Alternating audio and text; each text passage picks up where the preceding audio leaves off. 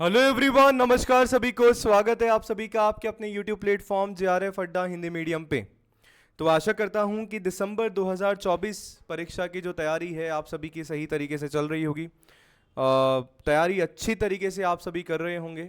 तो आज के इस सेशन में, इस छोटे से सेशन में हम लोग बात करने वाले हैं आप सभी का एक इम्पॉर्टेंट यूनिट हो जाता है लॉजिकल रीजनिंग, जो कि बहुत सारे जो स्टूडेंट्स हैं उनकी बहुत ज़्यादा फेवरेट होती है। और बहुत सारे स्टूडेंट्स को लगता है कि सर ये क्या ही है, ये फैलेसी क्या आ गई, हमें नहीं समझ में आ रहा। तो हम इस लॉजिकल रीजनिंग का जो हमारा यूनिट है इसको और सही तरीके से अप्रोच और सही तरीके से इसमें स्कोर कैसे करेंगे। यदि आप सभी उठा के देखेंगे पेपर इस बार वाला, तो आप सभी देखेंगे हर शिफ्ट में से सर क्वेश्चन हमारे 5 क्वेश्चन आने फिक्स्ड हैं। आपके इंडियन लॉजिक में से भी पूछे गए हैं और आपके जो ब्रिटिश लॉजिक का पार्ट हम लोग पढ़ते हैं सर उसमें भी आप सभी का पूछा गया है। तो कैसे हम लोग कवर करें सारी चीज़ों को, प्रैक्टिकल पोर्शन हमें क्या पढ़ना है, थ्योरेटिकल पोर्शन हमें क्या पढ़ना है और अप्रोच हमें कैसे लगानी है। तो नमस्कार सभी को, मैं योगेश आप सभी का एक बार फिर से स्वागत करता हूँ चैनल पे। चैनल है अपना जेआरएफ अड्डा हिंदी मीडियम, जहाँ पे मैं आप सभी के लिए लेके आता हूँ पेपर 1 की यूजीसी नेट एग्जामिनेशन की क्लासेस, जो कि सुबह 9 बजे होती है, जहाँ पे मैथ, डीआई और लॉजिकल रीजनिंग जिस यूनिट की हम लोग बात कर रहे हैं हम लोग डिस्कस करते हुए चल रहे हैं। और मुझे बहुत खुशी है कि आप सभी मेरे द्वारा पढ़ाई गई लॉजिकल रीजनिंग को बहुत प्यार भी दे रहे हैं। तो देखो, लॉजिकल रीजनिंग के सिलेबस की हम लोग बात कर रहे हैं, तो पहले हम लोग थोड़ा सा देख लेते हैं, समझ लेते हैं, जानने की कोशिश करते हैं। देखो स्टूडेंट्स, मैंने लॉजिकल रीजनिंग के सिलेबस को सर 2 भागों में क्या करा है सर, विभाजित मैंने कहीं ना कहीं 2 भागों में इसको विभाजित मैंने किया है। ठीक है सर, एक तो हमारा थ्योरी का पोर्शन है और एक हमारा कहीं ना कहीं प्रैक्टिकल। तो ये मेरा थ्योरी वाला पोर्शन हो जाएगा, ये मेरा प्रैक्टिकल वाला पोर्शन हो जाएगा। थ्योरी में गई सबसे पहले हम लोगों को पढ़ने पड़ते हैं तर्क, है ना। आर्ग्यूमेंट्स कितने तरीके के होते हैं, आर्ग्यूमेंट्स के प्रकार क्या हैं, है ना। जैसे निगमनात्मक हो गया, आगमनात्मक हो गया। सर क्वेश्चन हमारा स्टेटमेंट बेस्ड क्वेश्चन आना यहाँ पे बिल्कुल लगभग हमारा तय होता है। सर उसके बाद हम लोग यहाँ पे पढ़ते हैं फैलेसी के बारे में, या जो कि हम जिसको हिंदी में क्या बोलते हैं सर, हम लोग हिंदी में बोलते हैं भ्रांति। क्या बोलते हैं? भ्रांति हम लोग बोलते हैं, जो हमारी फैलेसी होती है। ठीक है, इसके बाद सर हमारा टॉपिक आता है मूड्स एंड फिगर्स वाला। मूड्स एंड फिगर्स जिसको हम आंकड़े और आकृति के नाम से जानते हैं। और इसके बाद हमारा आता है सर डेफिनेशन। डेफिनेशन के भी 2 पार्ट होते हैं सर, कनोटेशन सीखते हैं, डिनोटेशन इसमें हम लोग सीखते हैं। तो ये पूरे के पूरे जो पार्ट मैंने बताया ना कि सर सारे के सारे आपके थ्योरेटिकल है, यानी कि आपको चीज़ों को पढ़ना है, चीज़ों को समझना है। कुछ रूल्स यहाँ पे हैं हमें ध्यान में रखना है। जैसे फैलेसी में हमारे पास 2 प्रकार की फैलेसी हैं sir, formal fallacy, informal fallacy. इनको कहीं ना कहीं आप सभी को देखना है, समझना है। सही बात है। अब अगर मैं प्रैक्टिकल वाले पोर्शन पे आऊं और अगर मैं आप सभी से अब प्रैक्टिकल वाले पोर्शन की बात करूं, तो आप लोग देखेंगे और समझेंगे और समझने की कोशिश करेंगे कि सर सबसे पहले नंबर पे आपके पास यहाँ पे आता है स्क्वायर ऑफ अपोजिशन, यानी कि आपका विरोध का वर्ग, जिसमें हम लोग 4 कैटेगोरिकल प्रीपोजिशन के बारे में, यानी कि AEIO के बारे में हम लोग पढ़ते हैं। सही बात है सर। दूसरे नंबर पे हमारा यहाँ पे आता है सिलोगिज्म। ठीक है, जिसमें हम लोग वेन डायग्राम या वेन आरेख के थ्रू चीज़ों को समझते हुए कोशिश करते हैं। सर उसके बाद आपका यहाँ पे आता है ब्लड रिलेशन, यानी कि आपका रक्त संबंध, है ना, रक्त संबंध।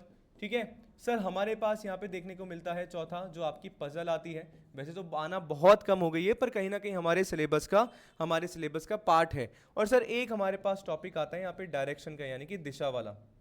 डायरेक्शन यानी कि आपका दिशा वाला जो हमारा टॉपिक आ रहा है। ठीक है, सही बात है। अब आप देखेंगे कि सर ये सारे के सारे टॉपिक्स आप सभी को देखने को मिले, आप सभी के सामने हैं।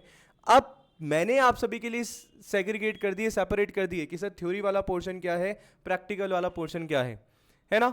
अब आपको अच्छा इसमें एक हमारा थ्योरी का पोर्शन हो जाता है सर इंडियन लॉजिक, भारतीय न्याय दर्शन, जिसमें हम लोग फैलेसी के बारे में, यानी कि जो हमारे हेत्वाभास है, हमारी जो व्याप्ति है, उन सारे के सारे चीज़ों के बारे में हम लोग पढ़ते हैं। यानी कि पूरा थ्योरी हमें पढ़ना है कि इंडियन फिलॉसफी में, न्याय शास्त्र में इस आर्ग्यूमेंट यानी कि तर्क के बारे में क्या क्या चीज़ें दी गई है आप सभी का, वो पूरा का पूरा उसमें पढ़ना होता है। तो देखो मेरा जहाँ से थोड़ा सा ऑब्जर्वेशन रहता है हमेशा कि 3 क्वेश्चन आपके ब्रिटिश लॉजिक के, 2 क्वेश्चन आपके इंडियन लॉजिक के, या 4 क्वेश्चन आपके ब्रिटिश लॉजिक के, या 1 क्वेश्चन आपका जो है इंडियन लॉजिक का, ऐसा पैटर्न चलता है। अब हो सकता है क्वेश्चन 4 हो या क्वेश्चन 5 या 6 भी हो जाए, ऐसा फिक्स नहीं है, पर दोनों में से प्रश्न सर आता ही आता है, आपको डेफिनेटली देखने को दोनों में से मिलेगा आपके एग्जामिनेशन में। सही बात है। अब सर इनको हम लोग पढ़ें कैसे, इनको समझें कैसे, तो मैं आप सभी को बता रहा हूं। अच्छा चलो ये तो मैं बताऊंगा, पर आप सभी को ये जान के हैरानी होगी कि सर इस पूरी यूनिट का सिलेबस हमारा बस यही है, बस यही जो है हमें पढ़ना है, और इन्हीं में जो है हमें सही तरीके से चीज़ों को समझना है। अच्छा इसमें एक और टॉपिक आता है हमारा, हम लोग पढ़ते हैं इन्फरेंस के बारे में। किसके बारे में पढ़ते हैं? इन्फरेंस, यानी कि अनुमान के बारे में जो है हम लोग इसमें पढ़ते हैं, समझते हैं और समझने की कोशिश हम लोग करते हैं, जहाँ पे हमारा लॉजिकली इक्विवेलेंट वाला जो, यानी कि तार्किक रूप से समतुल्य वाला जो टॉपिक होता है वो आता है, जो कि फेवरेट है, हमेशा हमेशा पूछा जा रहा है एग्जामिनेशन में। ठीक है, सही बात है। तो ये पूरा का पूरा आपका सिलेबस हो गया, और यही सारे के सारे आपके इंपॉर्टेंट पॉइंट्स हो गए, इंपॉर्टेंट टॉपिक्स आपके हो जाते हैं, महत्वपूर्ण टॉपिक्स हो जाते हैं, जो एग्जाम में हर बार आप सभी से पूछे जा रहे हैं। तो हमें इन टॉपिक्स को अच्छे से समझना है, अच्छे से करना है, और नंबर जो है मैक्सिमम हम लोगों को ला लेने हैं। अब करेंगे कैसे सर? तैयारी हमें करनी कैसी है? मेरी जो क्लास होती है जारेफ अड्डा हिंदी मीडियम पे सुबह 9 बजे होती है। हाँ, और कब कब होती है सर? मंडे टू सैटरडे जो है मेरी क्लास होती है, जहाँ पे हम लोग 3 यूनिट पढ़ रहे हैं, आपका मैथ, आपका डीआई और लॉजिकल रीजनिंग। ऐसे ही सर मैथ्स वाले भी मैं आप सभी को टॉपिक्स बता दूंगा कि मैथ्स में कौन कौन से टॉपिक्स जो हमारे लिए पढ़ने के लिए ज़रूरी है, और जिसको मैथ्स बिल्कुल भी नहीं आती, कहीं ना कहीं मेरी कोशिश रहेगी कि दिसंबर 2024 के लिए मैं उसको जो है समझाने की कोशिश करूँ। ठीक है जी।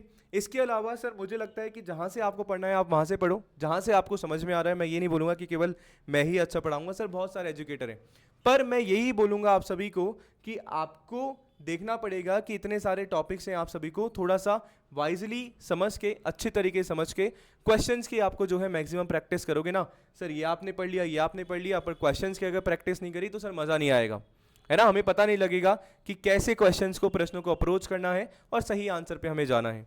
तो एक छोटा सा सेशन था आप सभी के लिए, आशा करता हूँ कि आप सभी के लिए फ्रूटफुल रहेगा।